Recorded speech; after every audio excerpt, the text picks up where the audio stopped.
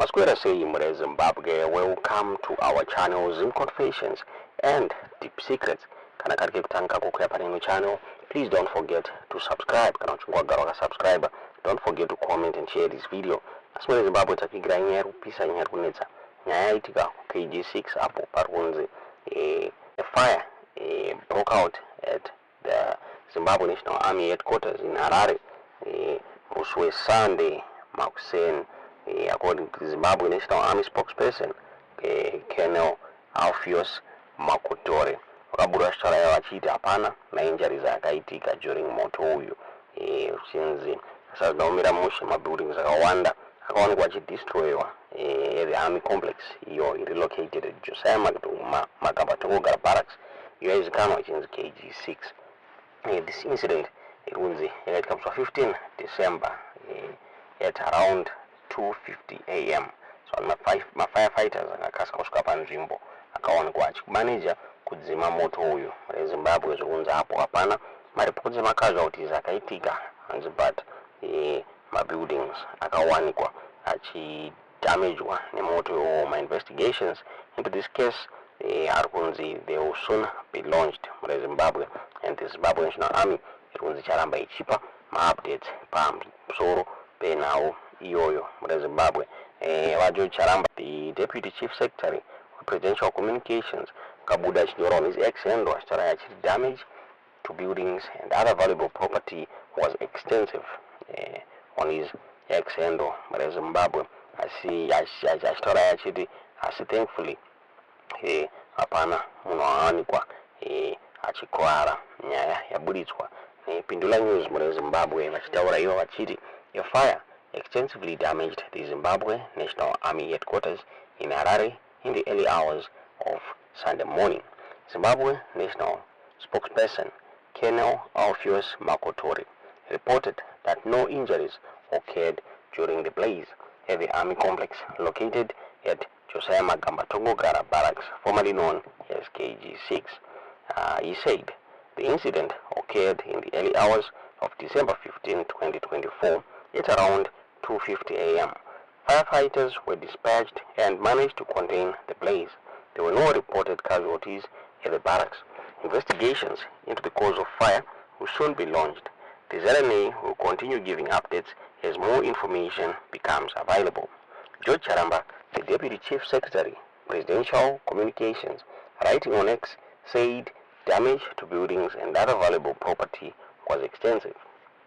He wrote, "We had a bad fire incident at the Army headquarters at Josiah Magabatongo Barracks early this morning. Thankfully, no one was hurt. Although damages to buildings and other valuable properties was extensive, investigations are underway and the public will be notified as when investigations are complete. Traffic along Borodale continues to run as normal."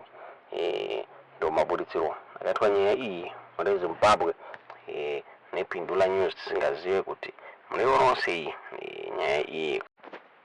ZimI yabudo ichilinka nyaya yekutsva kweKG6 ne the election rigging scam. Vachitaura vachiti a fire at the KG6 Army headquarters, now Josiah Magabatongo Barracks, early Sunday has ignited fears of sabotage linked to Zimbabwe's controversial election rigging machinery.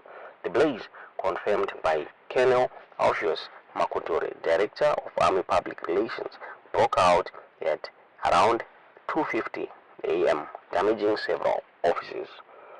We regret to inform the public that a fire has broken out at the Army headquarters administrative complex, resulting in damage of some offices, Colonel Makotore said in a statement. However, insiders alleged the fire have been deliberate, with suspicions pointing to disgruntled personnel within the army. The barracks are notorious for their role in election manipulation, with sources revealing some passports, IDs, and ballot papers are secretly printed and administered there by senior army officials closely tied to ZANU-PF election rigging apparatus. The fire could have been an inside job by individuals fed up with the regime, one source speculated. The incident has triggered a witch hunt which with middle-ranked officers reportedly under investigation for possible involvement in the arson attack. This development has further exposed the military's profoundly entrenched role in securing ZANU-PF's grip on power through clandestine operations at KG6. For years, Zimbabwe's elections have been marked by allegations of military interference, voter suppression, and rigging. The fire at the heart of the army's operations raised serious questions about the lengths of which the regime will go to maintain control and the growing discontent within the ranks. This is a developing story, and more updates will follow as investigations continue. Tomabudisa wakati wanyeni ai mure Zimbabwe tikazodina sinyai tudziwe zvamurufunga mu comment section. Charaza twatrukuita pane another incident yabuda irurwadza yabuditswa ne myzimbabwe.com vachitaura ivo vachiti there is a military intelligence officer uyanonzi Hilary Claire ari kunzi aonekwa akafa reZimbabwe neparususpectwa foul play. Nyaya yabuditswa nemyzimbabwe.com vachitaura vachiti in another troubling development, the mystery death of military intelligence officer Hilary Claire has raised suspicions of foul play. Claire was last seen at Redwood along the Plum Tree Blower Road, and his body was later discovered in Fig Tree, Matabeleland South Province. While authorities initially classified his death as a suicide, the revelation of Claire's military connections has prompted renewed scrutiny. During a recent parliamentary debate on the death penalty abolition bill, Senator Lwazi Sibanda, a cousin of the late Claire, expressed their deep concerns regarding the circumstances surrounding his death. I rise with a heavy heart. I'm a woman, a mother, a senator of this country, yet I stand here with a cousin lying in the mortuary, Hilary Claire, whom we searched for over 2 weeks only to find him dead in Fig Tree. He was murdered by a person we do not know yet, she stated passionately. Senator Sibanda continued to highlight the complexities of the situation, asserting that while she supports the abolition of death penalty, the issue is fraught with challenges. I am a law-abiding citizen of this country. I am grateful that we have a president who was spared from the death penalty.